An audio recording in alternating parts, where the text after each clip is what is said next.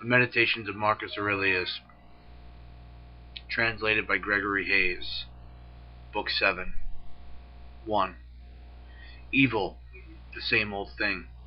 No matter what happens, keep this in mind. It's the same old thing, from one end of the world to the other. It fills the history books, ancient and modern, and the cities, and the houses too. Nothing new at all. Familiar, transient. 2.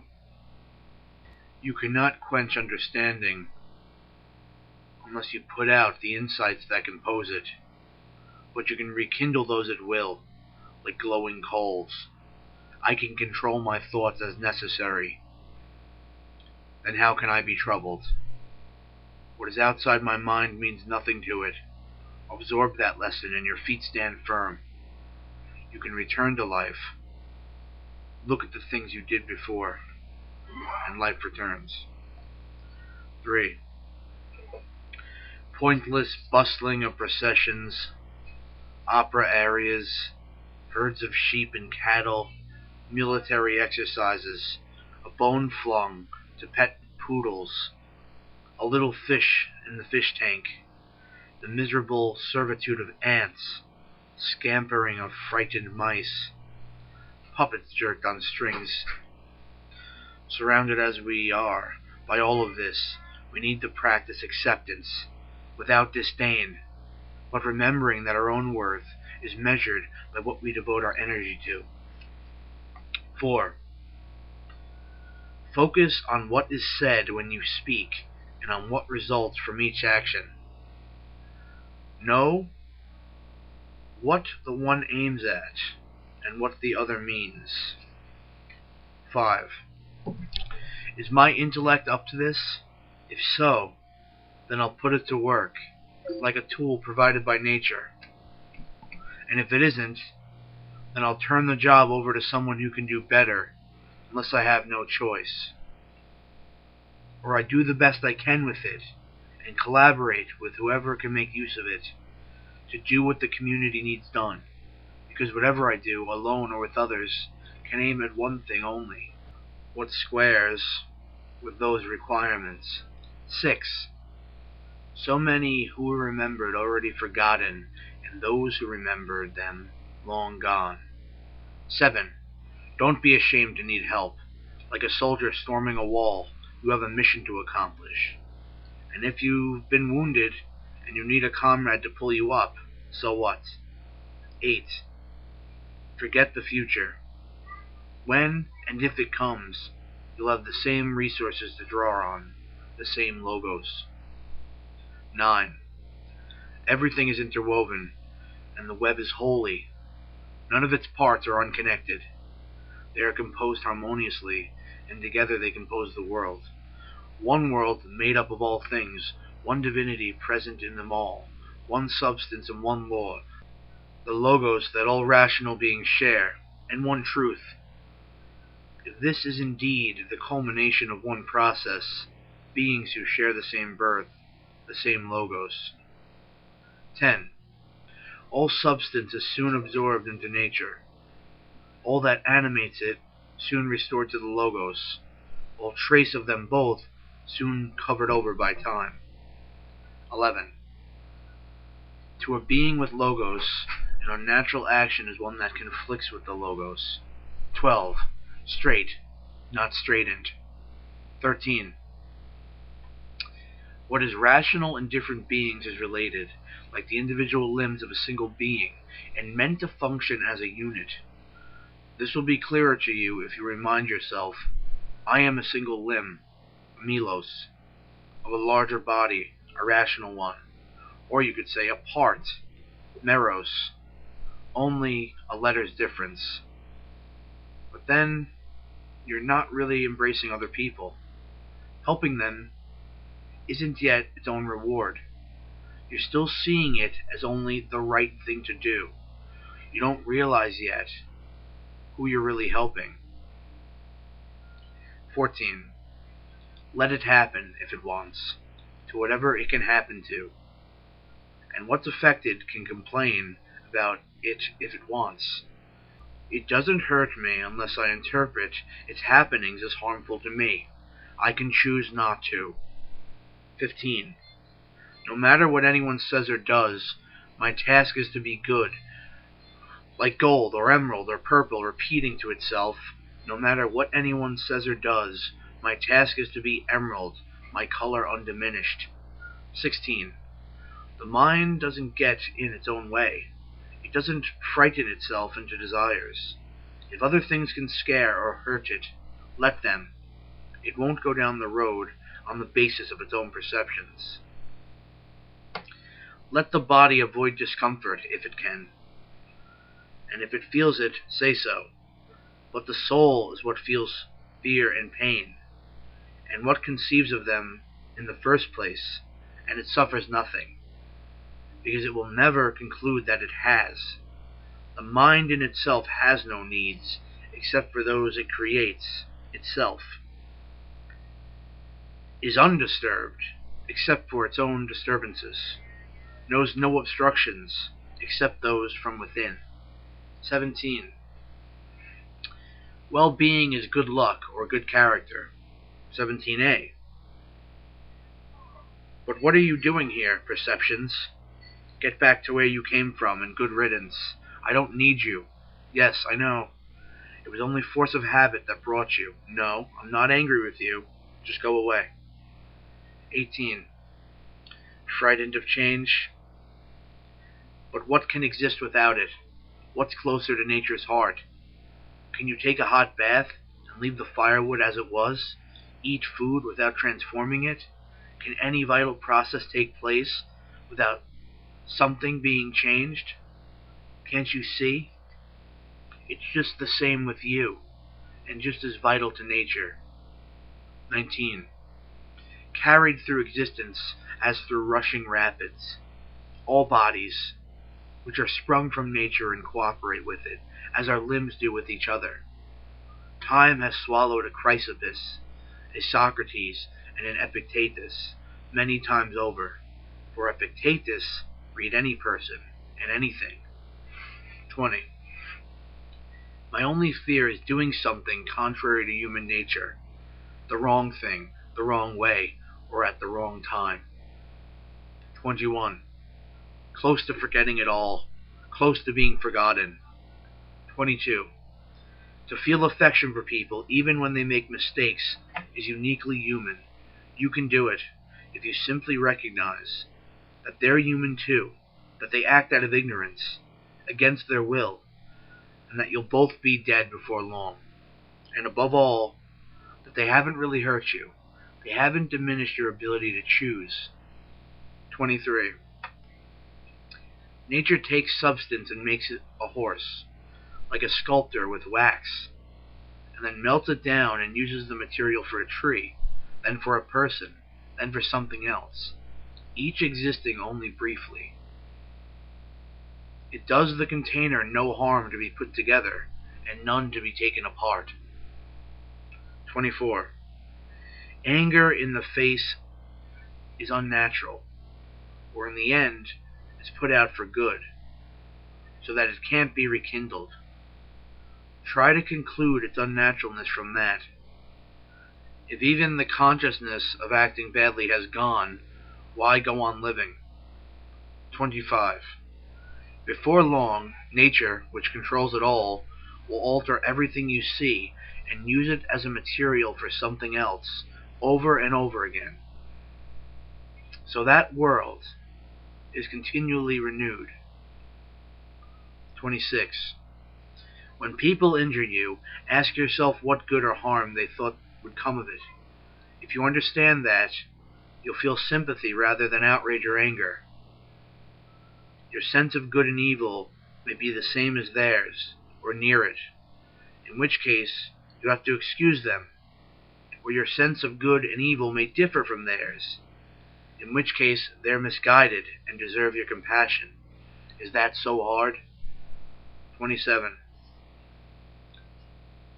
Treat what you don't have as non-existent. Look at what you have, the things you value most, and think of how much you'd crave them if you didn't have them. But be careful. Don't feel such satisfaction that you start to overvalue them, that it would upset you to lose them. 28. Self Contraction. The mind's requirements are satisfied by doing what we should and by the calm it brings us. 29. Discard your misperceptions. Stop being jerked like a puppet. Limit yourself to the present. Understand what happens to you, to others. Analyze what exists. Break it all down, material and cause. Anticipate your final hours. Other people's mistakes? Leave them to their makers. 30. To direct your thoughts to what is said. To focus the mind on what happens and what makes it happen. 31. Wash yourself clean. With simplicity, with humility, with the indifference to everything but right and wrong. Care for other human beings. Follow God. 31a. All are relative, it's been said, and in reality only atoms. It's enough to remember the first half, all are relative, which is little enough. 32. On death. If atoms dispersed, if oneness quenched or changed. 33. On pain. Unendurable pain brings its own end with it. Chronic pain is always endurable. The intelligence maintains serenity by cutting itself off from the body. The mind remains undiminished. And the parts the pain affects, let them speak for themselves if they can. 34. On ambition. How their minds work, the things they long for and fear. Events like piles of sand, drift upon drift, each one soon hidden by the next. 35. If his mind is filled with nobility, with a grasp of all time, all existence, do you think our human life will mean much to him at all? How could it, he said. Or death be very frightening? Not in the least. 36. Kingship. To earn a bad reputation by good deeds. 37. Disgraceful. That the mind should control the face, should be able to shape and mold it as it pleases, but not shape and mold itself. 38. And why should we feel anger at the world, as if the world would notice? 39. May you bring joy to us and those on high. 40. To harvest life, like standing stalks of grain, grown and cut down in turn. 41. If I and my 2 children cannot move the gods must have their reasons. 42. For what is just and good is on my side. 43. No chorus of lamentation, no hysterics. 44. Then the only proper response from me to make is this. You are much mistaken, my friend, if you think that any man worth his salt cares about the risk of death and doesn't concentrate on this alone, whether what he's doing is right or wrong, and his behavior a good man's or a bad one's. 45. It's like this, gentlemen of the jury. The spot where a person decides to station himself, or whether his commanding officer stations him, well, I think that's where he ought to take his stand and face the enemy and not worry about being killed or about anything but doing his duty. 46. But my good friend, consider the possibility that nobility and virtue are not synonymous with the loss or preservation of one's life. Is it not possible that a real man should forget about living a certain number of years and should not cling to life but leave it up to the gods, accepting, as women say, that no one can escape his fate, and turn his attention to how he can best live the life before him? 47. To watch the courses of the stars as if you revolved with them, to keep constantly in mind how the elements alter into one another. Thoughts like this wash off the mud of life below. 48. Plato has it right. If you want to talk about people, you need to look down on the earth from above. Herds, armies, farms, weddings, divorces, births, deaths, noisy courtrooms, desert places, all the foreign peoples, holidays, days of mourning, market days, all mixed together, a harmony of opposites. 49. Look at the past, empires succeeding empire, and from that, extrapolate the future, the same thing, no escape from the rhythm of events, which is why observing life for 40 years is as good as 1,000. Would you really see anything new? 50. Earth's offspring back to earth, but all that's born of heaven to heaven returns again. Either that, or the cluster of atoms pulls apart, and one way or another the insensible elements disperse. 51.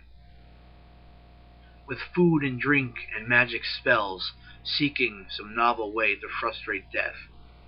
51a. To labor cheerfully and so endure the wind that blows from heaven. 52. A better wrestler, but not a better citizen, a better person, a better resource in tight places, a better forgiver of faults. 53. Wherever something can be done as the logos shared by the gods and men dictates, there all is in order. Where there is profit because our effort is productive, because it advances in step with our nature, there we have nothing to fear. 54. Everywhere, at each moment, you have the option to accept this event with humility, to treat this person as he should be treated, to approach this thought with care, so that nothing irrational creeps in. 55. Don't pay attention to other people's minds. Look straight ahead, where nature is leading you, nature in general. Through the things that happen to you and your own nature, through your own actions, everything has to do what it was made for. And other things were made for those with logos. In this respect, as in others, lower things exist for the sake of higher ones, and higher things for one another. Now, the main thing we were made for is to work with others. Secondly, to resist our body's urges, because things driven by the logos, by thought, have the capacity for detachment to resist impulses and sensations, both of which are merely corporal. Thought seeks to be their master, not their subject, and so it should. They were created for its use. And the third thing is to avoid rashness and credulity. The mind that grasps this and steers straight ahead should be able to hold its own. 56. Think of yourself as dead. You have lived your life. Now take what's left and live it properly. 57. To love only what happens, what was destined, no greater harmony. 58.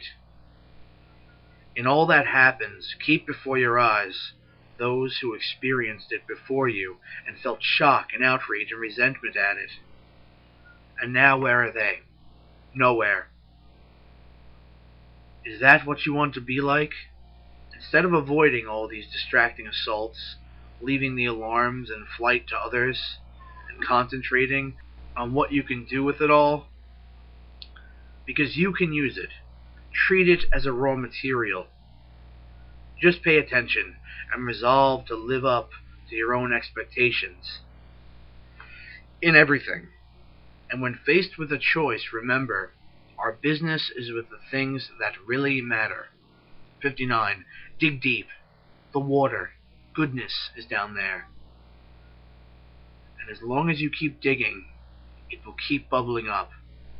60. What the body needs is stability, to be impervious to jolts and all it is and does. The cohesiveness and beauty that intelligence lends to the face. That's what the body needs, but it should come without effort. 61. Not a dancer but a wrestler, waiting, poised and dug in, for sudden assaults. 62. Look at who they really are, the people whose approval you long for, and what their minds are really like. Then you won't blame the ones who make mistakes they can't help, and you won't feel the need for their approval. You will have seen the sources of both, their judgments and their actions. 63. Against our will, our souls are cut off from the truth. Truth, yes, and justice. Self-control, kindness. Important to keep this in mind. It will make you more patient with other people. 64. For times when you feel pain, see that it doesn't disgrace you or degrade your intelligence, doesn't keep it from acting rationally or unselfishly. And in most cases, what Epictetus said should help. The pain is neither unbearable nor unending, as long as you keep in mind its limits and don't magnify them in your imagination. And keep in mind, too, that pain often comes in disguise, as drowsiness, fever, loss of appetite. When you're bothered by things like that, remind yourself, I'm giving in to pain. 65. Take care that you don't treat inhumanity as it treats human beings. 66. How do we know that Teleges wasn't a better person than Socrates? It's not better to ask whether Socrates' death was nobler, whether he debated with the sophists more adeptly, whether he showed greater endurance by spending the night out in the cold. And when he was ordered to arrest the man from Salamis, decided it was preferable to refuse, and swaggered about the streets, which one could reasonably doubt. What matters is what kind of soul he had, whether he was satisfied to treat men with justice and the gods with reverence, and didn't lose his temper unpredictably at evil done by others, didn't make himself the slave of other people's ignorance, didn't treat anything that nature did as abnormal, or put up with it as an unbearable imposition, didn't put his mind in his body's keeping. 67. Nature did not blend things so inextricably that you can't draw your own boundaries, place your own well-being in your own hands. It's quite possible to be a good man without anyone realizing it. Remember that. And this too. You don't need much to live happily, and just because you've abandoned your hopes of becoming a great thinker or scientist, don't give up on attaining freedom, achieving humility, serving others, obeying God. 68. To live life in peace, immune to all compulsion. Let them scream whatever they want. Let animals dismember this soft flesh that covers you. How would any of that stop you from keeping your mind calm, reliably sizing up what's around you, and ready to make good use of whatever happens, so that judgment can look that event in the eye and say, this is what you really are, regardless of what you may look like. While adaptability adds, you're just what I was looking for. Because to me, the present is a chance for the exercise of rational virtue, civic virtue in short, the art that men share with gods. Both treat whatever happens as a wholly natural end, not novel or hard to deal with, but familiar and easily handled. 69.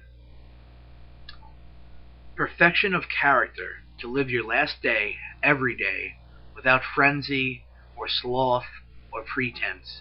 70. The gods live forever, and yet they don't seem annoyed at having to put up with human beings and their behavior throughout eternity. And not only put up with it, but actively care for them. And you, on the verge of death, you still refuse to care for them, although you're one of them yourself. 71. It's silly to try to escape other people's faults. They are inescapable. Just try to escape your own. 72.